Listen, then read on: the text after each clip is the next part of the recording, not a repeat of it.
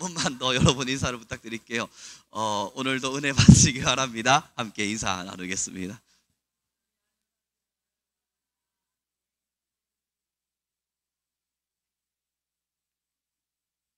다음부터 미리 열어놔야겠네요. 여러분, 이제 하나님 말씀 함께 나누기를 원합니다. 오늘의 이 본문의 말씀을 나누기 전에요, 오늘 저는 한 통의 이메일 속에 자신의 속마음을 토로하는 글을 읽었습니다. 한 학생이 기록을 한 건데요, 얼마 전, 그러니까 몇 달 전쯤에, 1년 전이겠네요. 이제 2학기를 접어들었으니까요. 1년 전에 자신의 아버지께서 사업의 부도로 인해서 충격을 받으시고는 갑작스레 쓰러지셨습니다. 그리고 그 쓰러짐 속에서 얼마 지나지 않아서 생을 다했다는 이야기가 기록되어 있었어요. 참 슬픈 이야기였습니다. 그 이야기를 제가 지금 간결하게 말하고 있지만 그 스토리를 하나하나 이어오기까지는 눈물 없이 볼 수 없는 그런 슬픔의 소리들이 많이 담겨 있었습니다. 그렇게 아버지를 떠나보내고 어머니 또한 충격에 빠지셔서 우울증 아닌 우울증을 경험하시면서 마음이 많이 낙담으로 내려앉으셨습니다. 그때까지 이 친구는요, 저는 그 아이를 기억합니다. 굉장히 잘생겼습니다. 너무 잘생겼기 때문에 얼굴을 보는 순간 잊을 수 없는 정도의 얼굴입니다. 참 잘생긴 아이였고, 그럼에도 불구하고 이상한 우울감이 그 마음속에 짙게 깔린 것만 같아서 늘 신경이 쓰였던 학생이에요. 그 학생의 이메일이었던 겁니다. 그는요, 아버지가 떠나시기 1년 전까지만 해도 자신의 잘생김의 얼굴을 가지고 열심히 사고치며 다녔던 학생이랍니다. 그의 글에는 이렇게 기록되어 있었습니다. 저는 공부라고는 해본 적이 없어서 4년제 대학에 내가 들어와 있다는 그 자체만으로도 기적을 경험하고 있는 것만 같습니다. 단 한 번도 꿈꿔보지 못했던 4년제 대학을 내가 다니고 있는 이 자신이 너무나 자랑스럽게 여겨지기도 하지만, 정말 내가 이런 것을 경험해도 되는가 하는 것, 이것이 내게 주어진 사치는 아닌가 하는 생각이 든답니다. 여러분, 그 학생이요, 아버지를 떠나보내고 어머니의 쓰러짐 속에서 이제 여동생 한 명과 자신이 남아있는 이 환경 속에 그때서야 정신을 차렸대요. 내가 무엇을 할 수 있을까? 어떻게 해야 될까? 공부를 했고 그는 대학에 진학을 했답니다. 그래서 지금 이 대학 생활이 자기에게 너무 소중하답니다. 자신의 가정을 다시 일으켜야 되는 이유가 있으니까. 자신의 가정이 무너진 그 상황 속에서 자기는 이 가정을 이끌고 나아가야 될 가장이니까. 그러면서 그 글을 남겨두었습니다. 우리 아버지가 그토록 바라셨던 삶을 이제야 삽니다.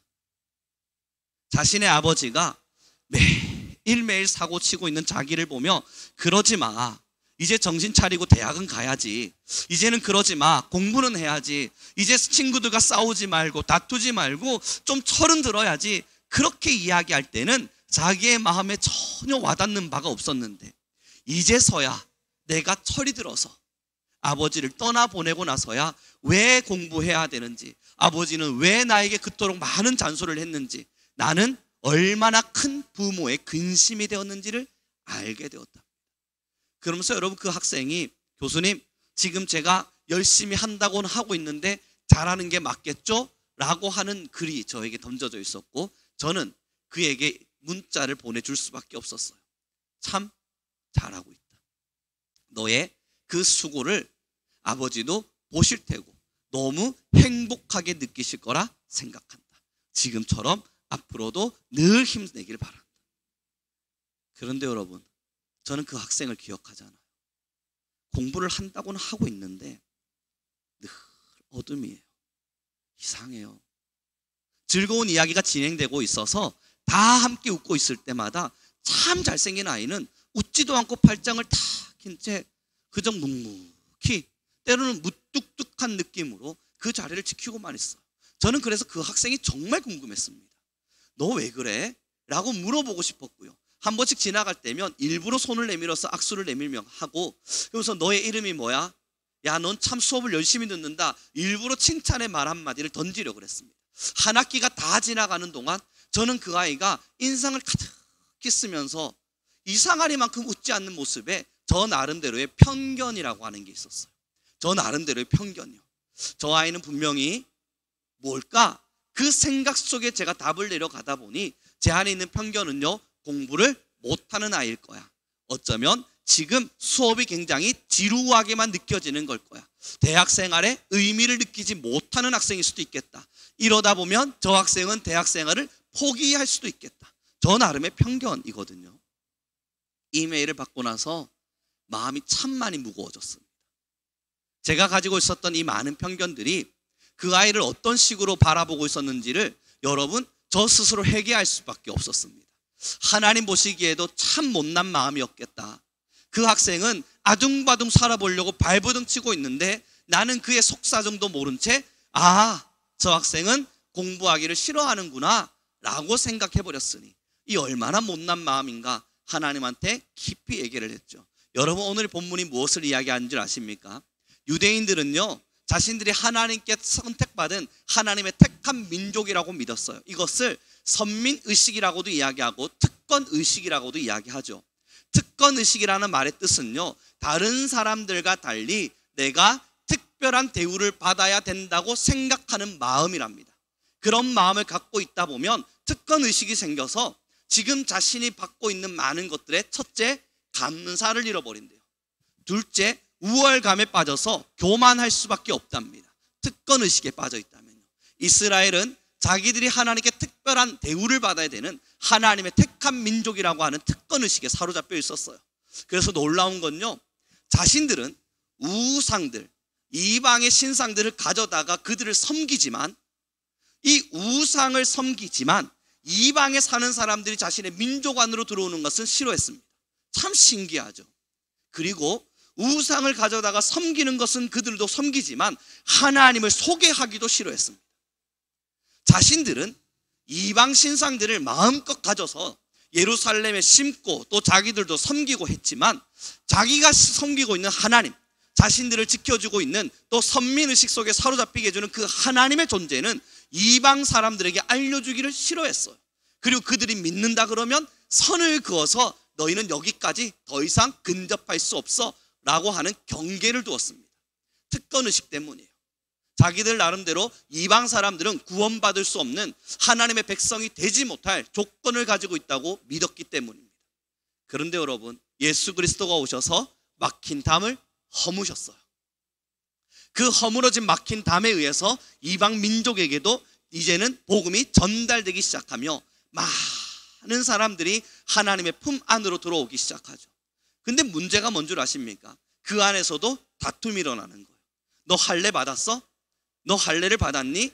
계속 율법에 대한 이야기들로 지금 하나님을 믿겠다, 예수님을 믿겠다 들어온 사람들과 편가르기를 시작한 거예요.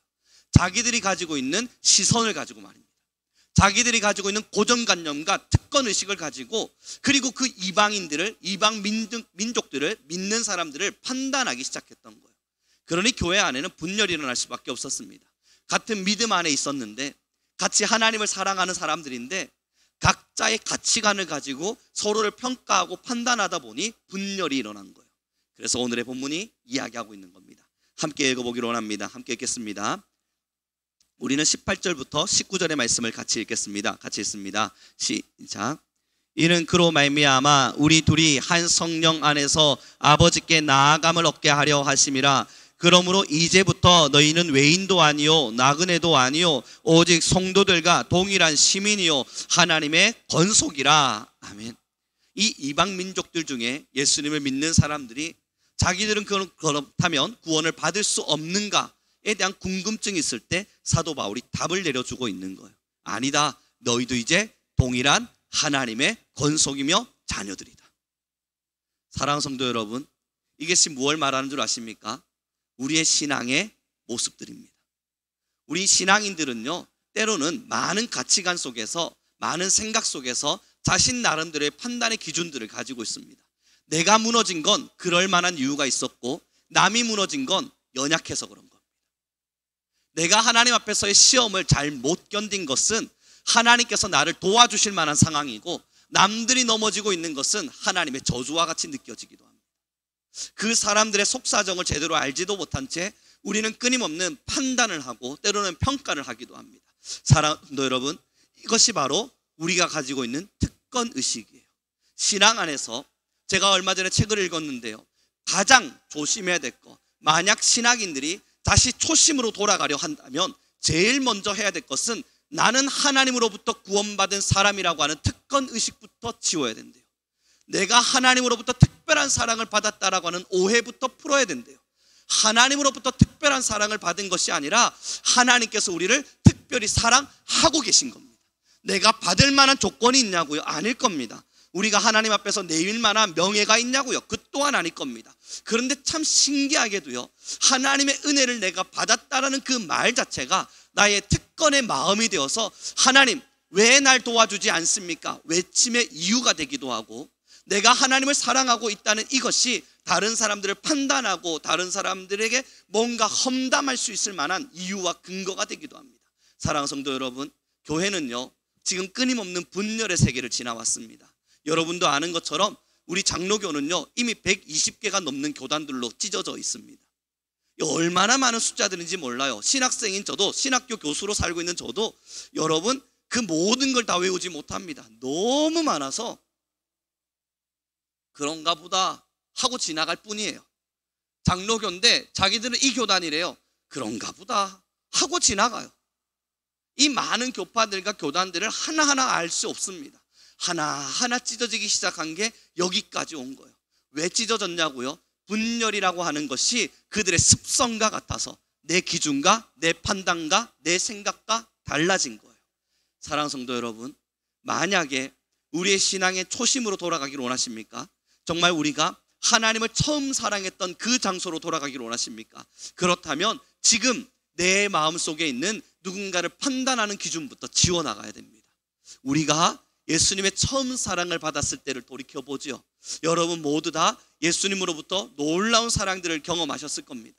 하나님의 그 놀라운 사랑은 나 같은 자를 살리신 은혜였어요. 나 같은 자를 살리신 은혜여서 이 은혜를 어떻게 갚아갈 수 있을까 매일매일 기도하고 고민했습니다. 여러분 얼마 전에요, 저는 안희숙이라고 하는 분, 그 사모님의 간증을 한번 들었습니다. 그 새벽 기도를 마치고 한자 들어가고 있는데 눈물 없이는 들을 수 없는 거예요. 그 간증들을 들어가면서 참 많이 울었습니다. 새벽의 시간 하나님께서 저에게 주시는 메시지가 너무나 명확했습니다. 그 사모님의 간증 하나하나가 들려져 가는 중에 제 가슴 속에 박힌 단어가 있다면요, 여러분 나 같은 죄인을 살리신 하나님을 우리는 왜 잊으며 살려 그럽니까? 나 같은 죄인을 살리셨던 주님을 왜 우리는 모른 척하며 살려 그럽니까? 내가 받은 은혜가 여전히 은혜가 아니어서 그러시는 겁니까? 라는 말을 던지셨어요.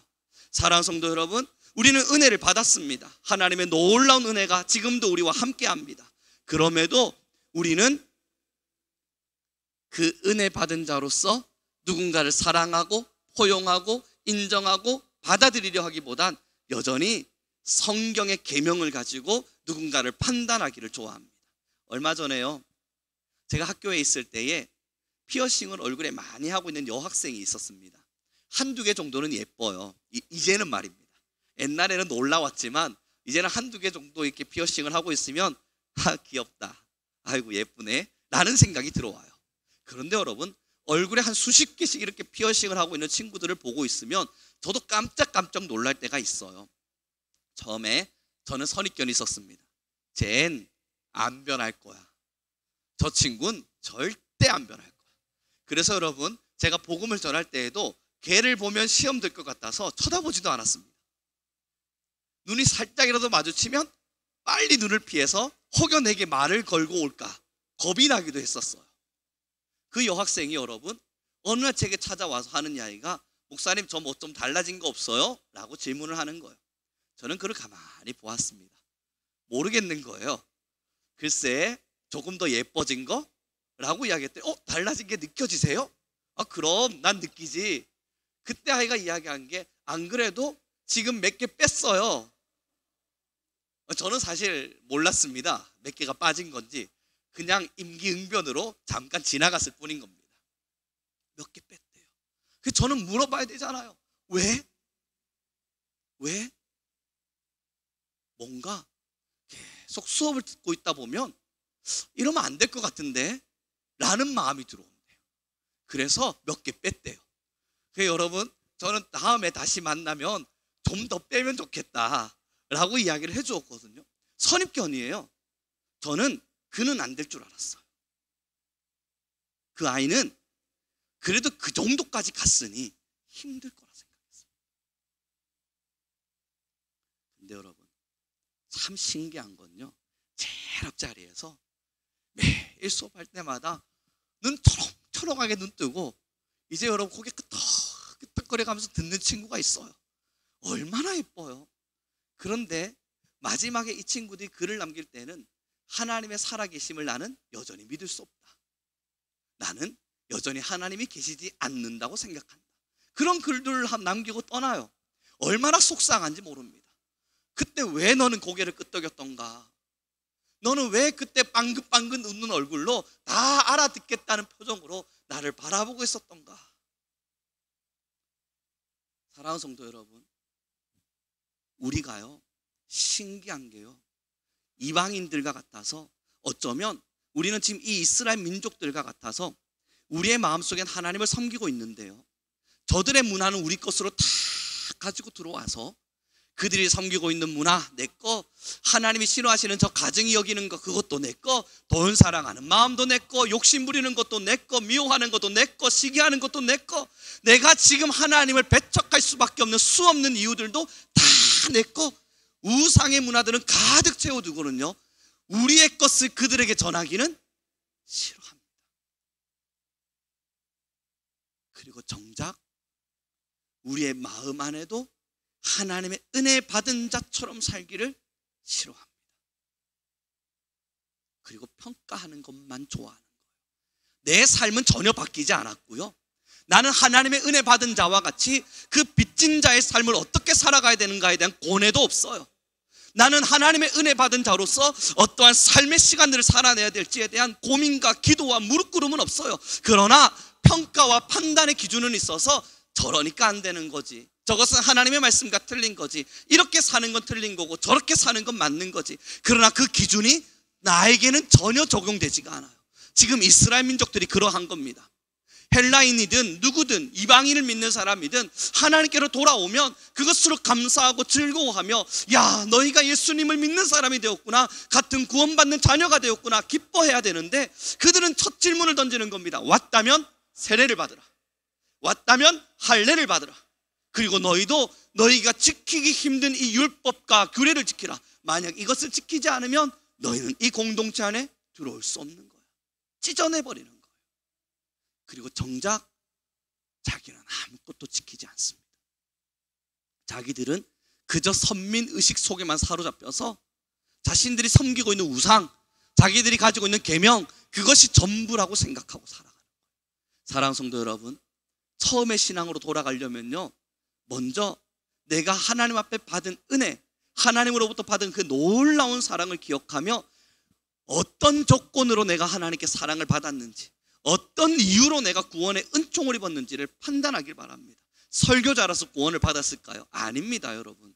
우리가 오늘 예배하고 있는 이 현장이 우리의 구원의 조건이 될까요? 그렇지도 않습니다. 여러분, 제가 예를 들어 한 60년 정도 목회하면 이것이 목사라고 하는 타이틀이 혹은 이 직책이 저를 구원할 만한 이유가 됩니까? 그 또한 아닙니다. 그러면 여러분, 제가 어린 시절에 아팠는데요, 많이 아팠을 때에 예수님께서, 하나님께서 저를 치료해 주셔서 그래서 제가 나았다 쳐요. 이것이 제가 구원받는 조건이 됩니까? 그것도 아닙니다. 제가 성경 신학을 많이 배웠다면 그것이 저의 구원의 조건이 되나요? 그 또한 아니에요. 주님께서 우리를 왜 구원하셨는가 돌이켜보고 판단해보고 알고자 한다면 한 가지를 발견하실 수 있을 거예요. 무조건적인 은혜, 조건이 없는 은혜요. 내가 무언가를 해서가 아니라, 무언가를 가지고 있어서도 아니라, 지금 어떤 헌신을 하고 있어서가 아니라 그저 조건 없는 사랑을 주셨다는 것을 알아요. 나도 판단받지 않았다고요. 나도 하나님으로부터 어떤 판단을 받지 않았어요. 우리도 어떤 하나님으로부터의 하나님의 판단과 가치관 속에서 우리를 평가하지 않으셨어요. 하나님은 사랑을 주셨습니다.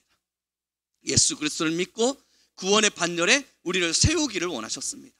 사랑하는 성도 여러분, 이제 우리 교회가 하나님의 성령을 진실로 구한다면요, 저는 우리 성도님들 모두에게 진실로 도전합니다. 여러분, 우리가 지금까지 걸어왔던 길은 어쩌면 많은 떼꾸중물이 묻어있는 지저분한 신앙의 길을 참 많이 걸어왔을 줄 압니다. 누구 하나 나는 깨끗합니다 라고 말할 수는 없습니다. 많은 부분 병들기도 했고 많은 부분 우리는 잣대를 대기도 하고 평가하기도 합니다. 저도 그렇고 우리 모두가 그렇습니다. 그러니 돌이켜보자고요. 돌이켜보면서 하나님, 내가 어떤 사랑을 받았는지를 잊지 않게 해주십시오. 그러므로 나도 하나님의 사랑에 순수한 사랑을 받은 것처럼 많은 사람들을 순수하게 사랑할 수 있는 우리가 되게 해주십시오. 기도해야만 할 겁니다. 그 먼저가 우리 속에 숨겨둔 우상들을 뽑아내는 겁니다. 나는 하나님의 복음을 전하지 않으면서 많은 우상들 그대로 가지고 왔잖아요. 그러면서 우리는 그 우상의 기준으로 사람들을 때로는 판단하고 평가하기도 하지 않습니까? 여러분, 저는 그 여하구가요, 피어싱을 여러 개 뺐을 때 눈치채지 못했어요. 그러나 하나님은 그의 마음을 보셨을 겁니다. 하나님은 그 여하구의 마음과 심정을 살피셨을 거고, 하나님은 그 모습 속에서 참 많이 기뻐하셨을 겁니다. 사람은 몰라요. 사랑하는 성도 여러분, 우리 한 분 한 분의 마음속에 진실한 하나님의 사랑이 숨겨져 있다면, 때로는 하나님의 사랑을 놀랍게 받은 자로서의 기쁨이 우리 안에 감추어져 있다면 이제는 끄집어내야죠. 이제는 여러분, 이거 언제까지 숨겨두시겠습니까? 다 끄집어내서 하나님으로부터 받은 은혜를 우리가 찬양하고 노래하고 고백하는 것을 넘어 이제 나의 생각과 가치관을 내려두고 복음의 가치관으로, 하나님의 말씀의 사랑으로 이 세대를 품어야 되지 않겠습니까? 지금의 세상 많이 어지럽습니다. 여러분, 뉴스 보시면 답답하시죠? 저도 답답합니다. 그러나 이것이 어떤 정치적 색깔을 설명하고자 하는 건 아닙니다. 온 세계가 답답하니까요. 지금 우리나라만 답답하지 않고요, 모든 나라들이 다 답답한 세대를 살아갑니다. 여러분, 우리가 복음의 사랑을 받았습니다. 그럼 제일 먼저 해야 될 것이 무엇이겠습니까? 대통령이 잘했느냐 못했느냐, 국회의원이 잘했느냐 못했느냐, 뭐 중요하겠어요? 지금 우리에게 필요한 건 하나님 도와주십시오. 우리의 마음속에 우리도 하나님으로부터 그런 은혜를 받은 자임을 잊지 않는 자세입니다. 여러분, 우리 평가하려면 얼마든지 할 수 있지 않으세요? 한국교회 회개할 거리 너무 많죠. 그거 여러분 나열하기 시작하면 A4 용지 100장 정도는 쓸 수 있지 않겠습니까? 예전에 초대 한국교회가 만들어 놓았던 그 많은 믿음의 유산들을 얼마나 많이 무너뜨렸는가 찾기 시작하면 누가 여러분 그거 논의할 수 없습니까? 다 할 수 있어요. 얼마든지 할 수 있다고요. 그 논의 시작하면 여러분 입에 거품 물듯이 열심히 설명할 수도 있겠죠. 그러나 지금 한국교회를 평가하는 건 누구나 할 수 있는 이야기일 거예요. 그러나 우리는요, 사랑하자고요. 그 사랑의 마음으로 누가 잘했느냐 못했느냐, 한국교회가 맞느냐 틀렸느냐, 저 목사님은 잘 가고 있느냐 저 목사님은 못 가느냐, 각자의 가치관이잖아요. 결국 나의 생각이잖아요. 나의 옳고 그름으로 지금 판단하고 있는 거잖아요. 그러니 하나하나 내려두고 하나님, 내 안에 기도의 영을 부어주십시오. 그들을 사랑할 수 있는 마음을 주십시오. 그리고 여러분, 이웃들을 살펴보십시다. 우리 금곡의 지역들, 함영의 지역들, 그리고 여러분 이 부산의 지역들, 그리고 우리가 알지 못하는 많은 믿음의 사람들, 어쩌면 여러분들이 지금 마주하고 있는 많은 이웃들, 제가 만난 학생처럼 피어싱 가득한 아이들과 같이 여러분들도 아이고 저 사람은 안 될 거야 마음 먹고 있을 수 있습니다.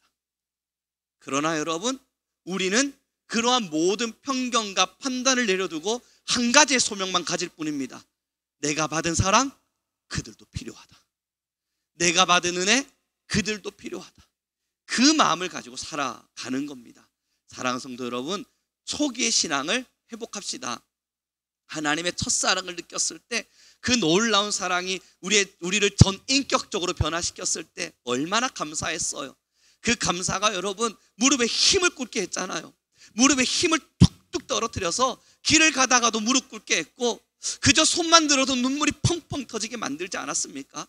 우리 함께 기도할 때에 첫 하나님의 사랑을 여러분 느껴보셨다면 그날을 떠올려 보시죠. 그저 눈 감으면 하나님의 은혜가 너무 강력해서 이것을 어떻게 감당할 것인가, 이것을 어떻게 감당할 것인가 견딜 수 없었던 시간들이 있잖아요. 그 사랑이 있었을 땐요, 어떤 판단과 평가도 들어오지 않습니다. 사랑하는 성도 여러분, 우리는 함께 변질되어져 왔습니다. 구원을 받지 못하는, 때로는 하나님의 사랑으로부터 멀어진 그것을 평가하는 것이 아닙니다. 살펴보면 병들어 있는 마음도 많을 것이고, 우리도 모르는 사이에 세상의 가치관을 가지고 사람들을 판단하고 있기도 할 겁니다. 돈 많은 사람, 좀 옷을 깔끔하게 입은 사람은 좋은 사람이라 여기는 마음 우리 안에 있을 거예요. 여러분, 길을 가다 보면 조금 지저분해 보이는 사람, 아니면 그들 중에도 좀 나약해 보이는 사람은 저 사람은 못 배웠을 것이다 라고 생각하는 마음이 우리 안에 있을 거예요. 그뿐이겠습니까? 여러분, 우리 한 분 한 분 살펴보면 어느 정도 신앙이 있다 보면요, 신앙도 판단할 수 있잖아요. 저 사람은 하나님을 사랑하는 사람일 거야. 아이고, 저 사람은 하나님의 사랑을 받지 못하는 사람일 거야. 스스로 평가하며 판단하는 기준도 되고, 그러다 보면 그가 하는 말 한마디 한마디가 저 사람은 하나님의 사랑을 모르니까 저런 말을 하는 거지 라고 하는 그러한 우리 마음의 선입견이라고 하는 것도 생겨나지 않습니까? 사랑하는 성도 여러분, 우리 함께 초심으로 돌아가 봅시다. 이제 말씀을 정리해 가기를 원하는데요, 하나님의 놀라운 사랑을 우리가 함께 경험했을 때 여러분 무엇만 보이셨습니까? 오늘 찬양의 가사와 같습니다. 천국만 보여요. 하나님만 보면서 이 세상의 가치관이 우리의 생각을 장악하지 못했음을 여러분 아실 겁니다. 그 천국의 소망이 너무나 크게만 느껴져서 이 세상의 것들은 참 부질없다, 너무너무 부질없다, 나는 왜 이것에 이렇게 욕심을 부리며 살았던가, 나는 왜 이런 것에 빼앗긴다 울었고 가졌다 기뻐했던가 하는 마음들 하나하나가 들어오실 겁니다. 여러분, 가만히 눈을 감아보십시오. 이젠 안 보이시잖아요. 혹시 안 보이진 않으세요? 저 천국의 소망이 이제는 안 보이고, 오늘 우리의 마음에 제일 먼저 원했던 건 나 좀 건강하게 해달라고, 지금 나의 시선 앞에 가장 먼저 와 있는 건 천국이 아니라 나 그냥 좀 편안하게 좀 살게 해달라고, 우리의 삶의 안식과 안위가 우리의 눈앞에 바로 보여지진 않으십니까? 변질된 거잖아요. 안 변했다고 누가 말할 수 있습니까? 주님 처음 너무 뜨겁게 만났을 때요, 눈만 감으면 보이는 그 천국 때문에 좋다. 여러분, 그 사랑 우리 경험했잖아요. 하나님의 그 놀라운 사랑이 너무 좋아서 주님, 내가 이제 무엇을 하면 될까요? 내가 이제 어떻게 하면 될까요? 내가 어떻게 살아야겠습니까? 매일매일 질문해도 그대로 살아내지 못하는 나 자신이 못났을 뿐 하나님을 원망하며 산 적은 없잖아요. 하나님, 지금 내가 주님 사랑 필요합니다, 하나님의 은혜가 필요합니다, 성령이 필요합니다, 매일 간절하게 기도하며 나아갔을 줄은 몰라도 세상의 것이 조금 없다고 슬퍼하진 않았잖아요. 삶에 잠시 애환이 찾아왔다고 마음 흔들리지도 않았어요. 주님이 좋았거든요. 못난 사람 손잡아주고 싶었고요, 힘든 사람 안아주고 싶었지 않습니까? 주님을 처음 만나고요, 고아원을 방문했을 때 여러분, 그 고아원에 있는 아이들의 모습들이 얼마나 다 예뻐 보이는지 예전에 말씀드렸잖아요. 입양하려고 그랬다고요. 어린 나이에 다 너무 예뻐 보이는 거예요.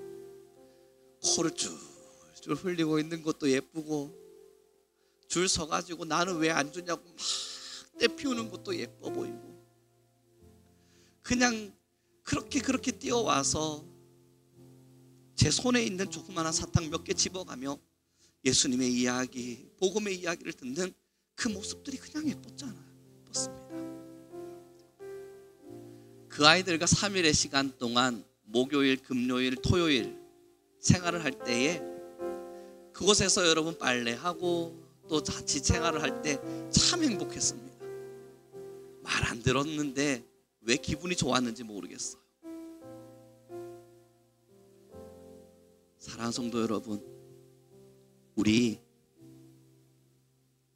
주님의 복음의 시선을 가지고 세상을 보는 것이 아니라 어쩌면 나의 신앙의 연륜과 내가 가진 가치관을 가지고 지금의 세상을 판단하고 있을 가능성이 높습니다. 다시 돌아갑시다.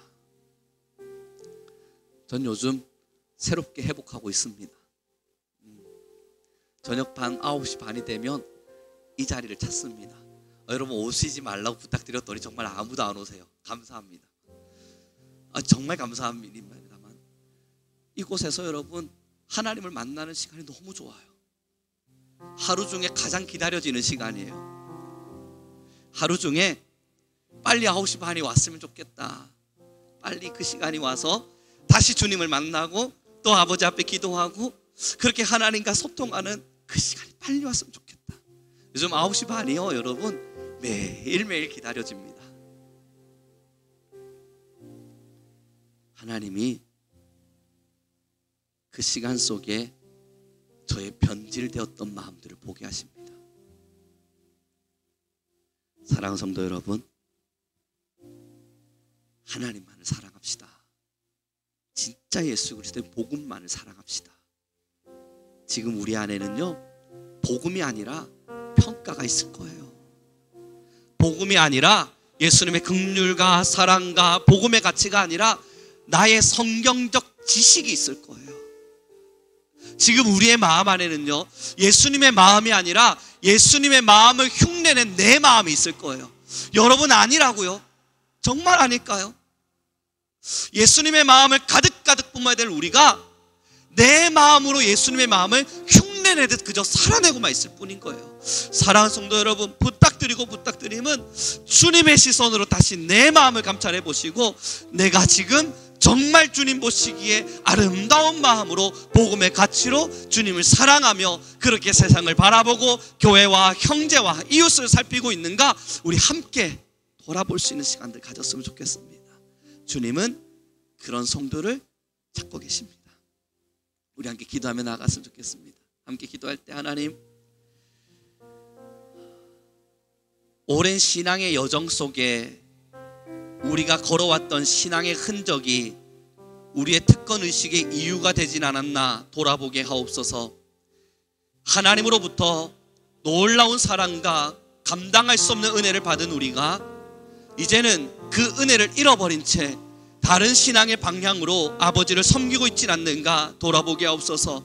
우리 시간 간절히 기도할 때 하나님이여, 내 마음 안에 잘못됨이 있노라면 깨닫게 하시고 하나님의 성령을 부으시사 하나님의 거룩한 영으로 우리 성민교회가 채워지게 하여 주옵소서. 우리 한 분 한 분 모든 성도들 하나님의 말씀으로 일어나게 도와주옵소서. 참 주님만을 사랑하게 하옵소서. 우리 주여 한번 부르시고 간절히 기도하며 나아가겠습니다. 주님,